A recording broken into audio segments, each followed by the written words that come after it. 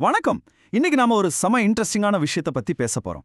Research பண்ற எல்லாருக்குமே artificial intelligence, அதாவது ஏஐ, ஒரு பெரிய வரப்பிரசாதம். ஆனா அதுல ஒரு சின்ன சிக்கல் இருக்கு. அது என்னன்னு தான் நாம இப்போ ஆழமா பார்க்க போறோம். வாங்க உள்ள போலாம். இந்த புது டெக்னாலஜி பிரச்சனைக்கு நம்ம கிட்ட ஒரு பழைய ஆனா ரொம்ப பவர்ஃபுல்லான தீர்வு இருக்கு. நம்ம வள்ளுவர் சொன்னதுதான், யார் என்ன சொன்னாலும் சரி, அதுல இருக்கிற உண்மையை தேடி கண்டுபிடிக்கிறது தான் உண்மையான அறிவு. ஒரு ரிசர்ச்சரா இதுதான் நம்மளோட முதல் வேலையே, இல்லையா? இங்க தான் விஷயமே இருக்கு. ஒரு பக்கம் பார்த்தா ஏஐ ஒரு மேஜிக் மாதிரி. நீங்க கேட்ட உடனே செகண்ட்ஸ்ல நூத்துக்கணக்கான ரிசர்ச் பேப்பர்ஸை எடுத்துட்டு வந்து கொட்டிடும். ஆனா இன்னொரு பக்கம் ஒரு பெரிய ஆபத்தும் ஒளிஞ்சிருக்கு.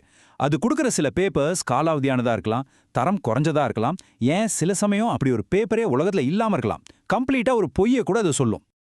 அப்போ இந்த ஏஐயோட நல்லதுகளை மட்டும் எடுத்துக்கிட்டு அதோட ஆபத்துகள்ல இருந்து எப்படி தப்பிக்கிறது? அதுக்கு ஒரே வழிதான், ஏஐ கொடுக்கிற ஒவ்வொரு விஷயத்தையும் நாம ஒரு டிடெக்டிவ் மாதிரி அலசி ஆராயணும்.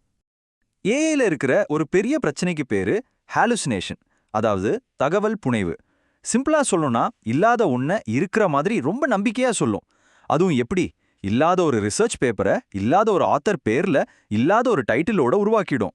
இதுதான் ஃபேண்டம் பேப்பர்ஸ். இதனால தான் இதை செரிபார்க்க நமக்கு ஒரு சூப்பரான டூல் கிட் தேவைப்படுது. சரி, அந்த டூல் கிட் இங்க தான் இருக்கு. ரொம்ப சிம்பிள், ஆனா ரொம்ப பவர்ஃபுல். ஏஐ பரிந்துரைக்கிற எந்த பேப்பரையும் செக் பண்ண நமக்கு தேவை இந்த 5 விஷயங்கள் தான். இதை நாம நம்பகத்தன்மையின் 5 தூண்கள்னு சொல்லலாம். நம்மளோட இந்த இன்வெஸ்டிகேட்டர்ஸ் டூல் கிட்ல என்னெல்லாம் இருக்குன்னு பாப்போமா? முதல்ல, அந்த பேப்பர் வந்த ஜேர்னல் தரமானது தானா? ரெண்டாவது, அதை எழுதின ஆத்தர் ஒரு நம்பகமான நபரா? மூணாவது, அந்த பேப்பர் ரொம்ப பழசா இல்ல புதுசா? நாலாவது, அவங்க யூஸ் பண்ண ரிசர்ச் மெத்தட் சரியானது தானா? கடைசியா, அந்த பேப்பரை எத்தனை பேர் அவங்க ரிசர்ச்ல யூஸ் பண்ணிருக்காங்க? இந்த 5 கேள்விகள் தான் நம்மளோட ஆயுதங்கள். ஆயுதம் ஜேர்னலோட தரம். இப்போ நிறைய பிரிடேட்டரி ஜேர்னல்ஸ்னு சொல்லப்படுற போலி இதழ்கள் வந்துடுச்சு. ஒரு கட்டுரை நல்ல ஜேர்னல்ல வந்திருக்கான்னு எப்படி செக் பண்றது? அது பீர் ரிவ்யூ செய்யப்பட்டதான்னு பார்க்கணும்.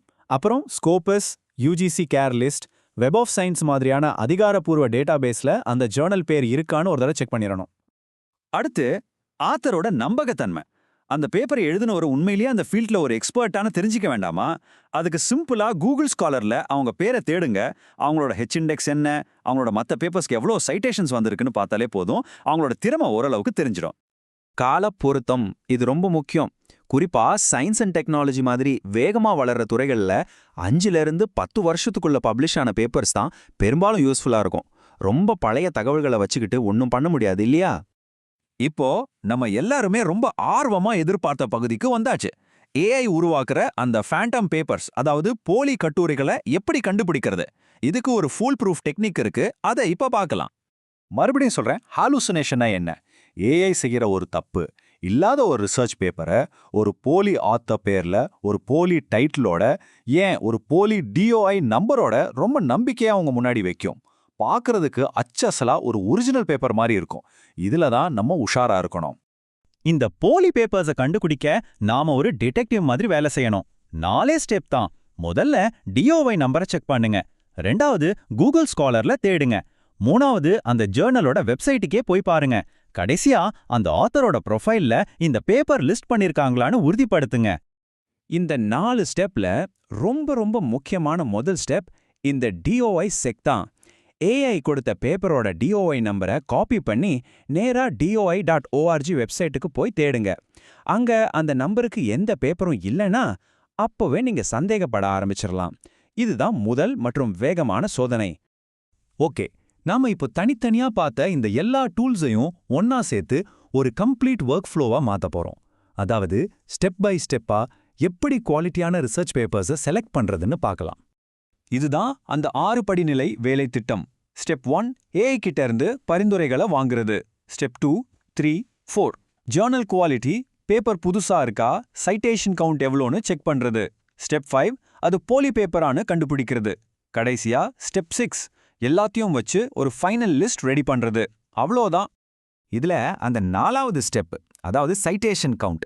ஒரு பொதுவான கணக்கு என்னன்னா, ஒரு ரிசர்ச் பேப்பரை 100 தடவைக்கு மேல மத்தவங்க மேற்கோள் காட்டியிருந்தா அது அந்த துறையில ஒரு முக்கியமான செல்வாக்குள்ள பேப்பரா கருதப்படுது. இந்த 6 ஸ்டெப்பையும் நீங்க ஃபாலோ பண்ணா கடைசியில உங்க கையில என்ன இருக்கும்?